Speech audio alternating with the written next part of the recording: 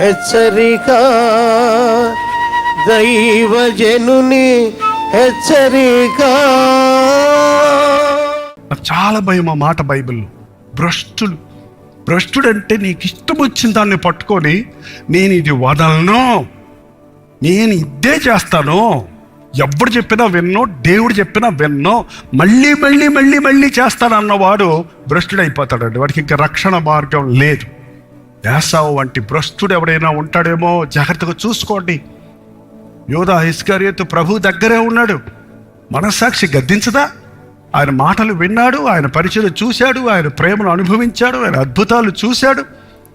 ఆయనే చెప్పాడు, మీలో ఒకరు నన్ను అప్పగిస్తున్నారని నేరుగా చెప్పాడు. నేనే ప్రభు అని ఉంటే పోయి ఉండేది. హృదయాన్ని కఠినపరుచుకున్నాడు. ఈ రోజున అనేక మంది క్రైస్తవులు అనబడిన వారికి ఇటువంటి పరిస్థితుల్లో ఉన్నాయండి. విని విని విని విని దేవుని వాక్యాన్ని హృదయాన్ని కఠినపరిచేసుకుంటున్నారు.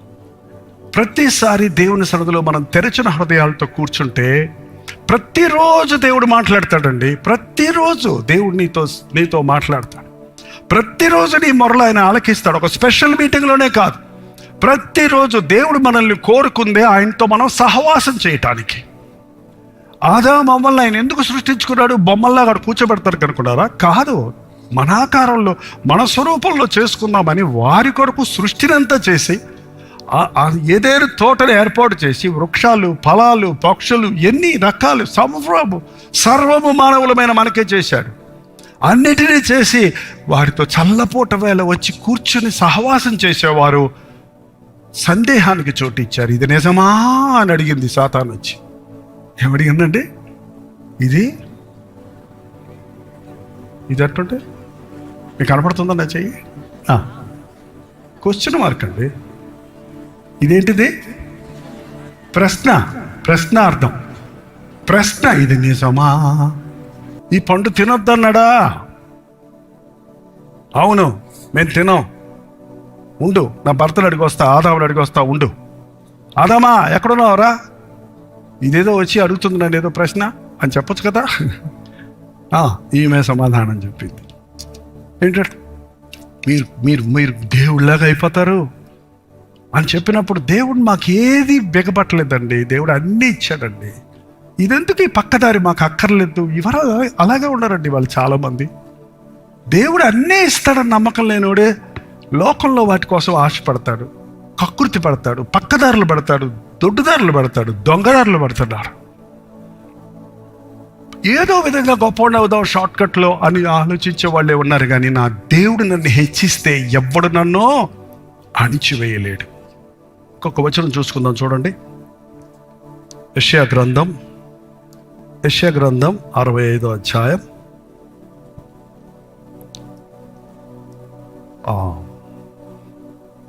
14వ వచనం దగ్గర చదువుతున్నానండి. నా సేవకులు హృదయానందము చేత కేకలు వేసెదరు, మీరు చింతాక్రాంతులై ఏడ్చెదరు, మనోదుఃఖము చేత ప్రలాపించెదరు. నేను ఏర్పరచుకున్న వారికి మీ పేరు శాపవచనముగా చేసేదను. ప్రభువు యెహోవా నిన్ను హతము చేయును, ఆయన తన సేవకులకు వేరొక పేరు పెట్టును. 16వ వచనం ముఖ్యంగా చదువుతున్నాను వినండి. దేశములో తనకు ఆశీర్వాదము కలగవలనని కోరువాడు, అందరూ చెప్పండి నాతో పాటు, దేశములో అతనికి ఆశీర్వాదము కావాలనని కోరువాడు నమ్మదగిన దేవుడు తనను ఆశీర్వదించవలనని కోరుకొనును. ఆశీర్వాదము కలుగవలనని కోరుకునేవాడు నమ్మదగిన దేవుడు నన్ను ఆశీర్వదించునని నమ్ముతాడు.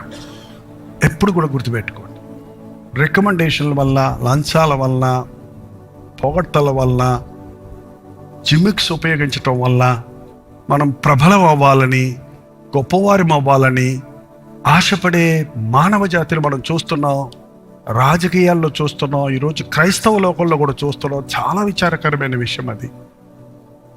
దేవుడు తగిన సమయమందు నిన్ను హెచ్చించినట్లు ఆయన బలిష్టమైన చేతి కింద అణిగి ఉండు. నువ్వు నిజమైన ఆశీర్వాదం పొందాలంటే దేవుడు ఆశీర్వదించాలి నన్ను. లోకమంతా నన్ను చీదరించిన, లోకమంతా నన్ను ద్వేషించిన, నా ప్రభు చిత్తమే నేను చేస్తానన్నాడు డేవిడ్ బ్రైనార్డ్ అనే మిషనరీ. లోకమంతా నా మీద తిరగబడినా సరే నేను నా దేవుని పనిని ఆపను అని ఆనాటి మిషనరీలు శ్రమలు సహించి, నిందలు సహించి, సిలువెత్తుకొని ప్రభువుని వెంబడించి దేశాలకే దీవెనకరంగా మారారు. వారు ఈ లోకాన్ని విడిచిపెట్టిన తర్వాత కూడా, ఇన్ని శతాబ్దాల తర్వాత కూడా వారి జీవితాల ప్రభావితం ఎంత గొప్పదో గుర్తు చేసుకుంటున్నామండి. దేవుడు నిన్ను ఆశీర్వదిస్తే అది నిజమైన ఆశీర్వాదం. ప్రార్థన. పరిశుద్ధుడా, ప్రేమగల తండ్రి, ఒక్కసారి నీ బిడ్డలను చూడయ్యా. నోరు విప్పి నీతో చెప్పుకుంటున్న మాటలు వినయ్యా.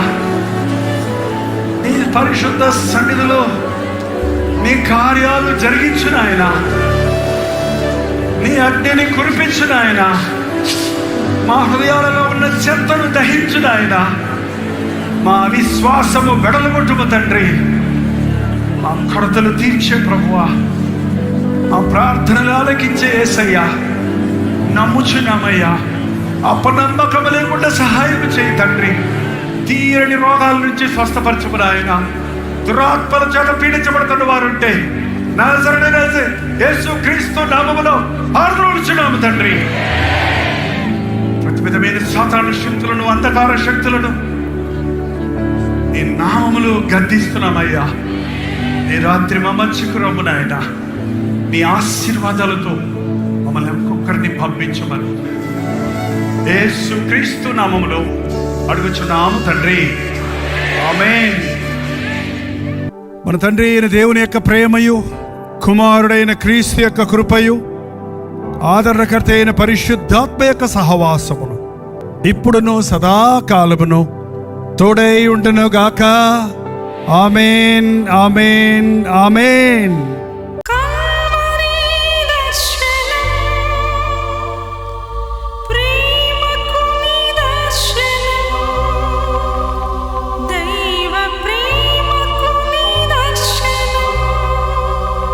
తెలుగు, తమిళ, హిందీ, మలయాళం, బెంగాలీ, ఒరియా అనే 6 భాషల్లో టెలివిజన్ ప్రోగ్రామ్స్ కొనసాగుతూనే ఉన్నాయి. భారభరితమైన పరిచయంలో మీరు సహకరించాలని ఆశిస్తే, ప్రభువు మిమ్మల్ని ప్రేరేపిస్తే మీ విరాళాలు, కానుకలు డాక్టర్ జై పాల్ ఫౌండేషన్స్ అనే ట్రస్ట్ నెంబర్కి మీరు పంపించవచ్చు. అవి నేరుగా టీవీ ఛానల్స్కి వెళ్తే అందులో ఏది మేము మా సొంత ఖర్చుల కొరకు ముట్టుకోవటం లేదు, వేరే పరిచయ కొరకు ముట్టుకోవటం లేదు. టెలివిజన్ పరిచయలో ఇంకా సువార్త వెళ్ళని వారికి అది అందించాలని ఆశతో ఒక 20 సంవత్సరాలుగా కొనసాగుతున్న పరిచయం కొరకు ప్రార్థించండి, మీ సహకారాన్ని అందించండి. ఈ విషయం మీకు ఇంకా ఎవరు కావాలంటే 89393939 అనే నెంబర్కి మార్నింగ్ 10 నుంచి ఈవినింగ్ 10 లోపల మీరు ఫోన్ చేయండి. వివరాలు గురించి తెలియజేస్తాను.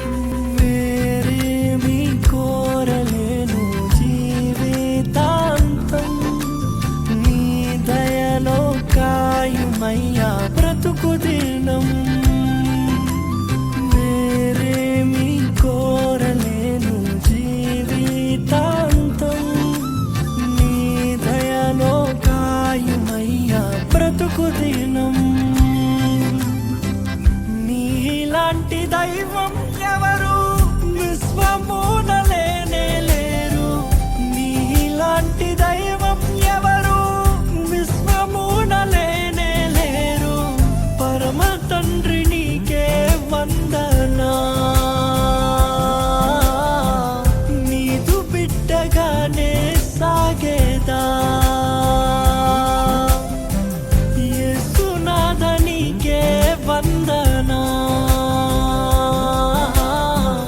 జీవితాంతం నీకై బ్రతికేదా.